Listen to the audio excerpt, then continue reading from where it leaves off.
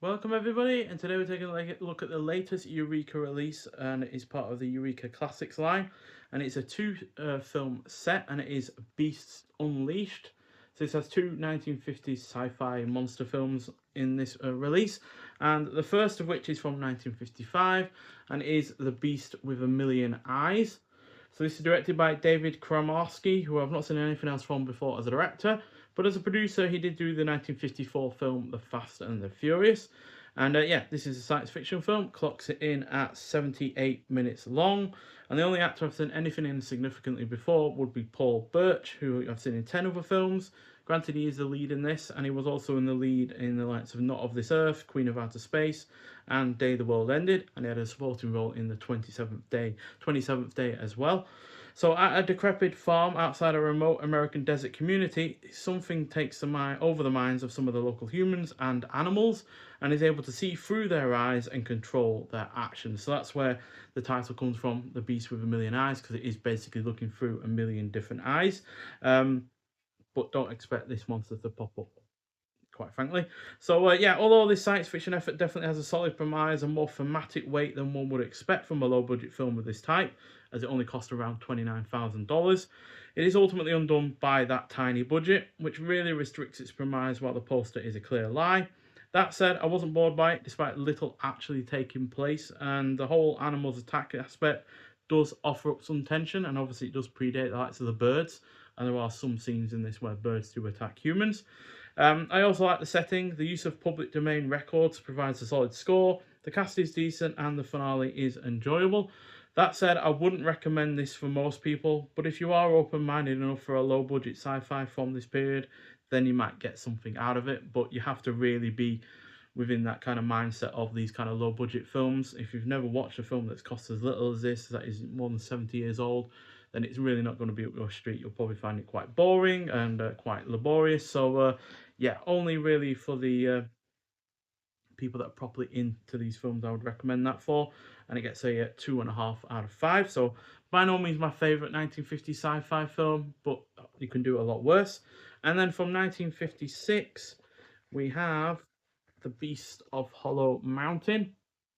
So this is directed by both Ismael Rodriguez and Edward Nassau. I've not seen anything else from them before, but Rodriguez does seem to have the more prolific directorial career. And this is a Western monster film, clocking in at 79 minutes long. And yeah, has a pretty decent cast in this. You got Guy Madison, who we talked about back in April in Old Shatterhand. You also got Patricia Medina, who was in Latitude Zero, the Ishiro Honda film, and Plunder of the Sun. Then you got Carlos Rivas, who was in The Black Scorpion, which is similar to this in terms of being a film with a stop-motion animated monster and also set in Mexico. And he was also in the 1958 film Machete. And you also got Mario Navarro, who as a child actor was also in The Black Scorpion as well. And he's nowhere near as annoying as some of the your younger actors that you'd find in these kind of films. So an American cowboy living in Mexico discovers his cattle are being eaten by a giant prehistoric dinosaur. So as far as monster films go that utilize stop motion animation, there are definitely better films out there.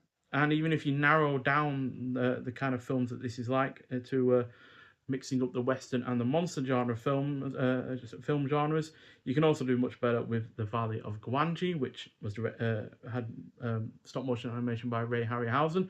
Now actually The Valley of Gwangi is based on the same kind of story as this, as Willis O'Brien, noted stop motion animator who did like to King Kong, co-wrote the script for this, and he had long tried to get a version of a film called The Valley, Valley of the Mists, or The Mists of the Valley, something like that. But you know, Valley of Gwangi would definitely be closer to his vision. But that said, this is still somewhat similar to that in that regard. But that said, like I said, you can do a lot better, and this is due to the fact that for the first hour of this, it is mostly a Western drama. A somewhat engaging one, granted, but not exactly what one would expect given the title and its premise. That said, the cast is good, it is well paced, has a decent build up, it is well shot, and the character interactions are solid. The final 20 minutes are where most of the entertainment for this is found, though, as the stop motion animated dinosaur is a mix of impressive and downright laughable when it comes to the execution, but it is fun and definitely a memorable final 20 minutes. So, yeah, the execution isn't consistent all with the stop motion animation, in particular with the tongue of the dinosaur, which seems to have a length of about 10 feet to it. It sticks really far out and it's waggling all over the place. Quite frankly, it gives Gene Simmons a run for his money in terms of tongue length. And yeah, and then there's some of the walking scenes as well, which really don't look all that particularly great. So yeah, it's a little bit of a shame because I figured I'd found all of the kind of stop motion animated monster films out there from the 50s. So I was excited to see what they could do with this. And even though there are some highlights to it, it's unfortunately not particularly well executed for the most part. So yeah, but still, those final 20 minutes are really, really entertaining, for better or for worse. So yeah, ultimately this gets a 3 out of 5. So yeah, neither of these are the best kind of, you know, sci-fi or monster films from the 1950s, but I'm just personally glad to finally have them on Blu-ray. I hadn't seen The Beast of Hollow Mountain before, in fact, so that's actually a new one to add to my 1950s sci-fi list. So I'm now up to 132 in general. Had seen The Beast with a Million Eyes before, but regardless, I'm glad to have both on Blu-ray, being a massive fan of the genre. And yeah, we also get a booklet with this release as well. So that is the dinosaur from the second film. And yeah, we get both the posters in the front, and then we get The Man with a Million Monsters, Paul Blaisdell, and The Beast with a Million Eyes by Christopher Stewardson. So Paul Blaisdell did a lot of different effects work or creature designs in the 50s, whether he was credited or not. And then you get Welcome the Weird, The Beast of Hollow Mountain, and The Weird Western by Sean McGreedy. So you know that talks about Valley Guanji in there at some point. And yeah, I think actually the dinosaur only killed one person directly in this, and even then you don't see it on screen.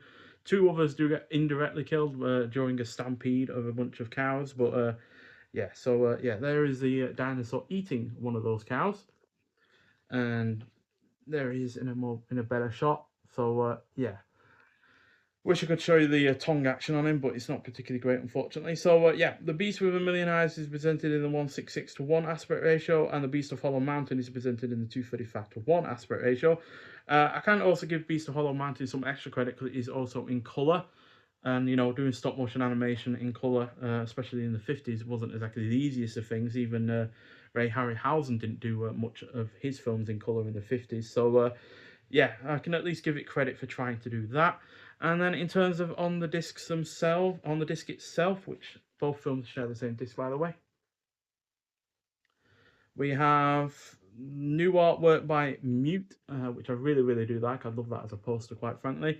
Then you got 1080p HD presentations on Blu-ray for both films, original English mono audio for both films, and optional English subtitles as well.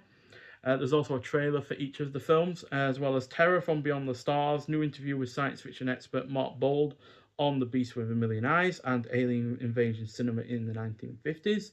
Then you got When Dinosaurs Ruled the Earth, a new interview with critic Kim Newman on The Beast of Hollow Mountain and the history of dinosaurs in cinema.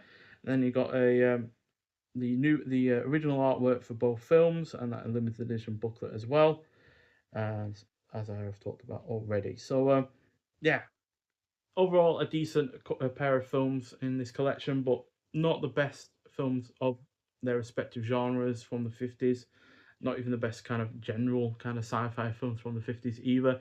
And obviously Eureka have done better sets like this in the past, with the likes of the set that had the monolith monsters in it, for instance, which is still a highly underrated film from this period, I find. But still, as a massive fan of these films, I'm really just glad to finally have them on Blu-ray, and especially since it's allowed me to see The Beast of Hollow Mountain, which, like I said, I've never seen before.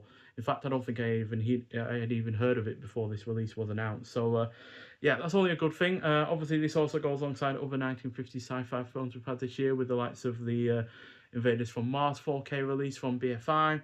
And then we've also had the Destination Moon and Flight to Mars release from Film Masters. So yeah, hopefully we do get more of these at some point. Now, this is actually the a film that is part of a Blu-ray, a DVD, sorry, box set. I do apologise for the squeaky chair. So yeah, I got this DVD box set a long, long time ago, and I've been hoping that we'd get more of these films on Blu-ray at some point now. I believe we already had The Blob out on Blu-ray or 4K a while ago, but we still don't have Angry Red Planet or Dr. Cyclops on Blu-ray. But we now obviously have Creature of What's Among Us for a while on Blu-ray. I think we have the Time Travelers on Blu-ray now. But obviously we've got Reptilicus on 4K from Vinegar Syndrome.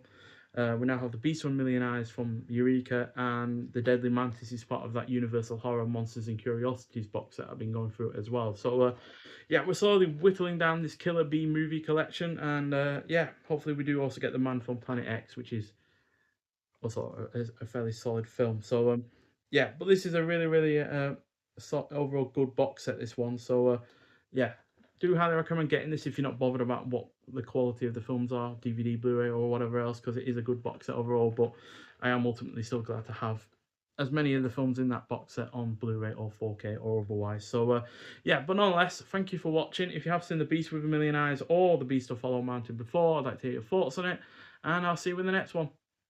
Bye.